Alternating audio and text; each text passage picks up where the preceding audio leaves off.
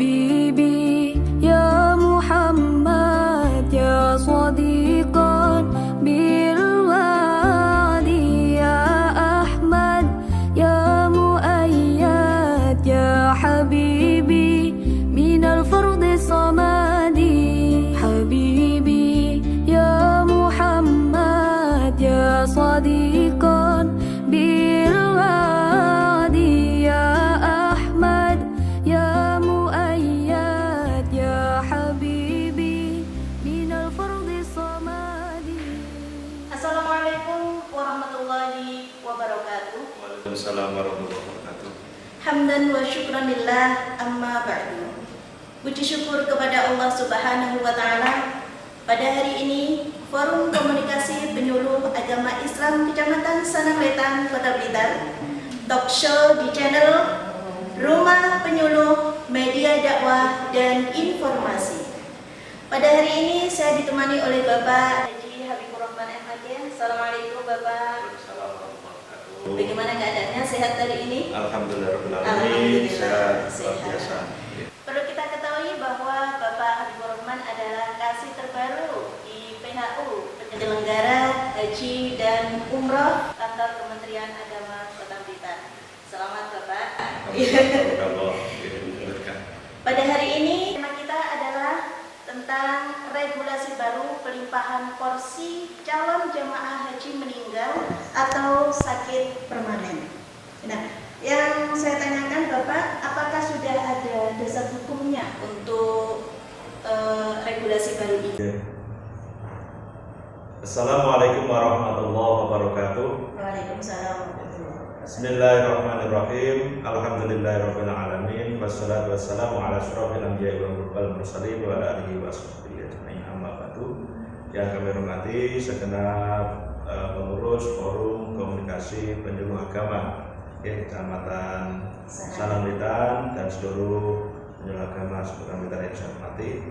Alhamdulillahirabbil alamin, pada sore ini kita bisa silaturahim dan dialog tentang regulasi baru tentang pelimpahan porsi terkait dengan karena sakit ataupun karena meninggal dunia. Terima kasih. Ini suatu tema yang terbaru yang mungkin perlu kita ketahui bersama dan mungkin penyuluh agama perlu disampaikan kepada masyarakat semuanya, bahwasanya sejak tahun 2019 tepatnya tentang diundangkannya Undang-Undang Nomor 8 Tahun 2019 tentang penyelenggaraan haji dan umroh. Di situ menyatakan adanya salah satu poinnya adalah adanya pelimpahan porsi haji yang dikarenakan meninggal dunia ataupun sakit permanen. Nah, itu kita tunggu akhirnya pada tahun 2020 ini akhirnya keluarlah keputusan Dirjen PHU Kementerian Agama RI nomor 130 tahun 2020 tentang petunjuk pelaksanaan tentang pelimpahan nomor porsi jamaah haji meninggal dunia atau sakit permanen. Ini dasarnya. Jadi dasarnya itulah nanti yang kita bahas pada saat ini. Ketentuannya apa saja Bapak yang boleh kita tahu? Ketentuan intinya perlu kita ketahui bersama-sama di dalam aturan ini ada dua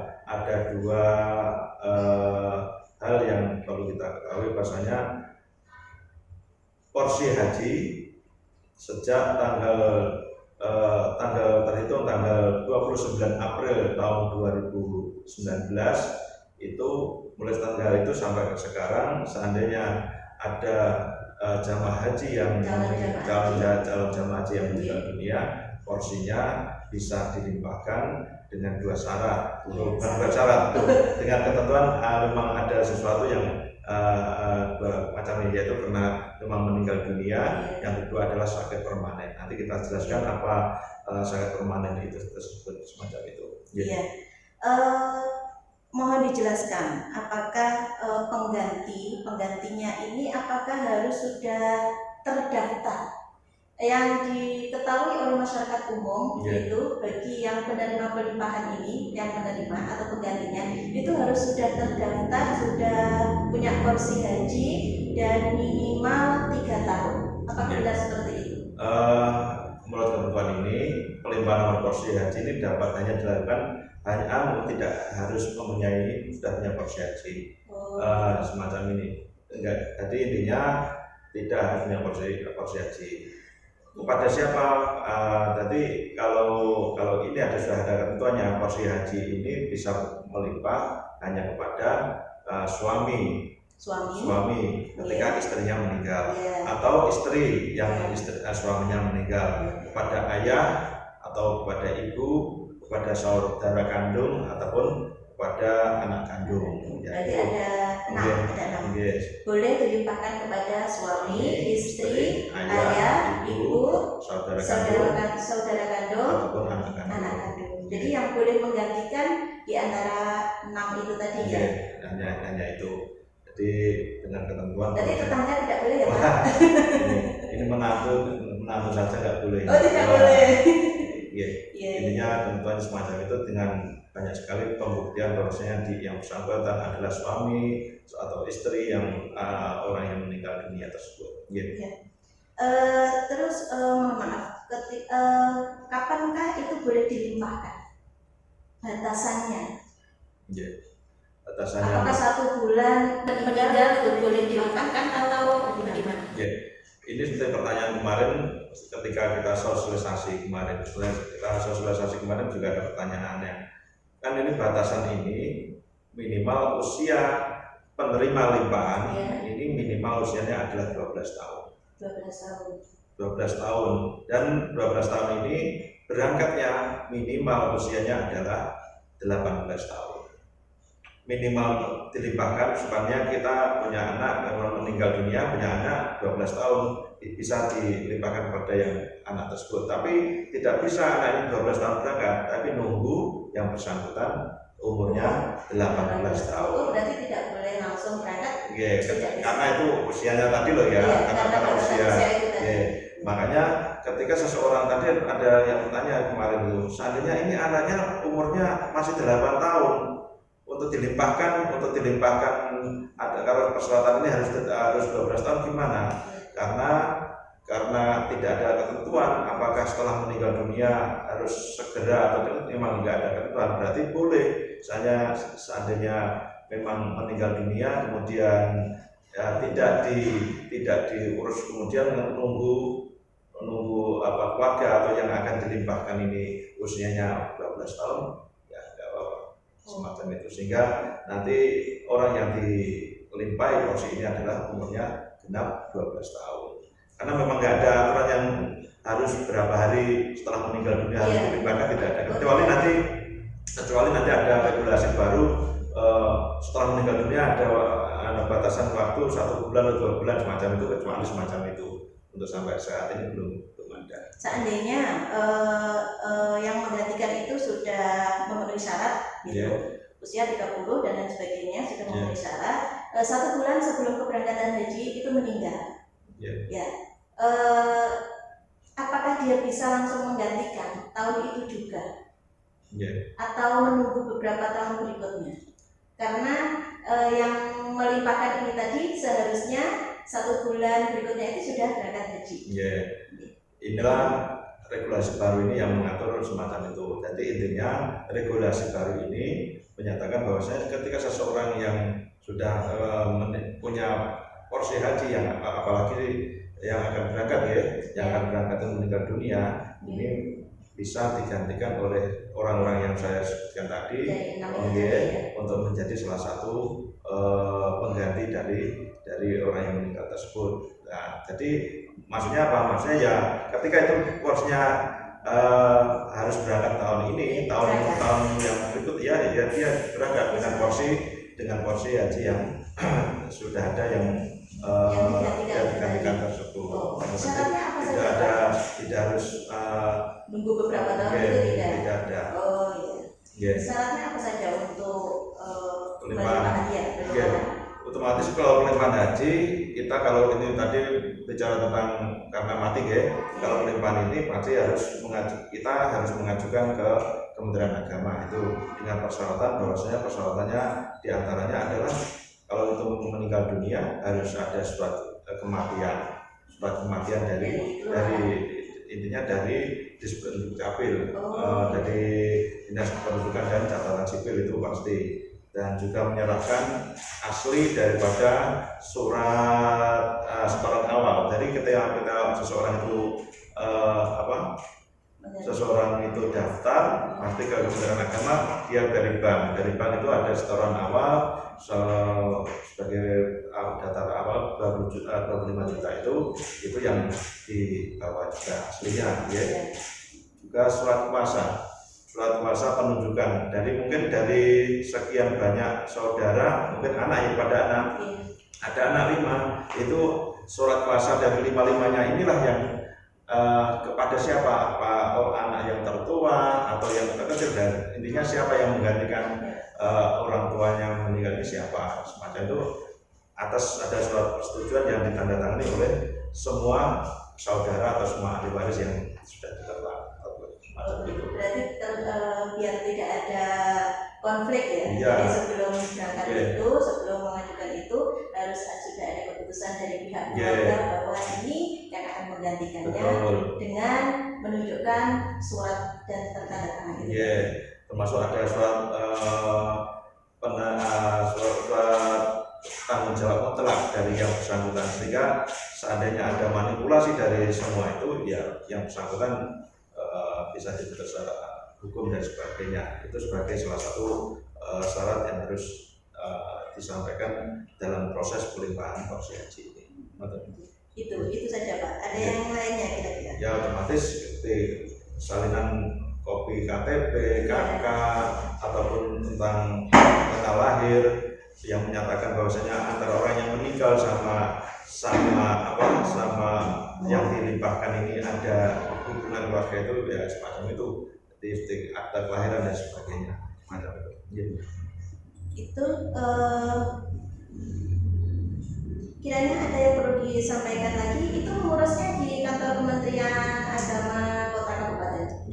Kalau tempatnya itu adalah di mana yang bersangkutan orang yang meninggal tersebut daftar haji, umpama di Kota Blitar ataupun dimanapun, intinya orang yang meninggal itu daftar di sekolah mengurus dengan membawa persyaratan yang saya sampaikan tadi, semacam itu. Terima kasih, itu tadi talkshow kita pada hari ini tentang regulasi baru pelimpahan porsi calon jamaah haji meninggal atau sakit permanen. Nah, yang belum dijelaskan, nah yang sakit permanen itu kategorinya seperti apa? Atau sakit gigi itu tentunya kalau sakit gigi kan tidak boleh dilimpahkan. Nah, ini yang sakit permanen itu kriterianya seperti apa? Mohon maaf nanti karena istilahnya istilah medis ya, ketika tidak kita sendiri kurang fase ataupun kurang pas, nanti saya mohon maaf. Intinya terkait dengan ini juga kita berdasarkan dengan surat edaran dari Kementerian Kesehatan tahun 2020 tentang kategori sakit permanen dalam penyelenggaraan ibadah haji. Ini yang intinya saja saya sampaikan bahwasanya sakit ini yang diantaranya adalah sakit tentang penyakit yang mengancam jiwa. Mengancam jiwa itu di sini salah satunya adalah penyakit paru yang kronis, Jadi memang ada disfungsi daripada fungsi paru ini sehingga dia menjadi kronis sehingga ke stadium atau derajat 4, sehingga yang bersangkutan bisa mengalami sesuatu yang berbahaya ketika memang tidak adanya perawatan yang ekstensif berkaitannya dengan sakitnya itu. Penyakit paru yang kronis juga ada lagi tentang sakit jantung yang juga stadium 4 juga ini karena sakit jantung ini kan dia juga Arabnya dari stadium 1, 2, 3 mungkin dari yang ringan sampai berat semacam itu, sehingga yang sampai berat inilah yang perlu penanganan dan namanya tidak bisa ketika memang ada pemeriksaan tidak bisa sampai stadium 4. Jadi yang bersangkutan istilah kesehatannya atau istilah kita ada tidak istitoah, tidak mampu. Itu ada lagi mungkin salah satunya adalah gagal ginjal kronis juga.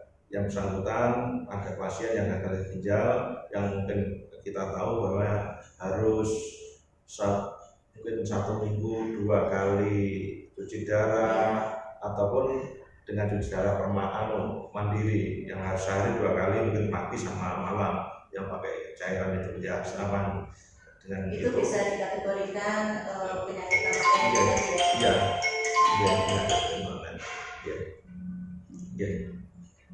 di antaranya itu juga ada penyakit air, ada penyakit karena penyakit stroke berat yang mungkin tahapannya juga berat itu sehingga tidak bisa. Untuk prosedur dan persyaratan pelimpahan kursi, apakah sama dengan yang meninggal bagi pelimpahan yang calon jemaah haji sakit permanen? Intinya semuanya sama. Yang nomor 1 tadi yang tidak sama. Kalau yang meninggal adalah surat keterangan kematian dari Dispendik Capil. Kalau ini adalah surat keterangan sakit permanen dari dinas kesehatan, dari rumah sakit pemerintah ini sakitnya sudah permanen yang mungkin berat yang tidak bisa disembuhkan untuk medis yang lain itu semacam itu. Terima kasih informasinya Bapak Habibur Rahman. Mudah-mudahan pertemuan kita di talk show di Rumah Penyuluh ini membawa manfaat bagi masyarakat Kota Blitar. Tentunya untuk informasi ini apabila masyarakat di Kota Blitar masih kurang paham, ingin lebih detail lagi penjelasannya, bisa datang di kantor Kementerian Agama Kota Blitar di Bapak Habibur Rahman di PHU. Terima kasih, itu talk show kita pada hari ini. Mudah-mudahan masyarakat Kota Blitar semakin paham dan dengan tema kita pada hari ini. Jangan lupa untuk tombol loncengnya dan subscribe di Rumah Penyuluh, media dakwah dan informasi. Hidup jayalah penyuluh kita. Assalamualaikum warahmatullahi wabarakatuh. Waalaikumsalam.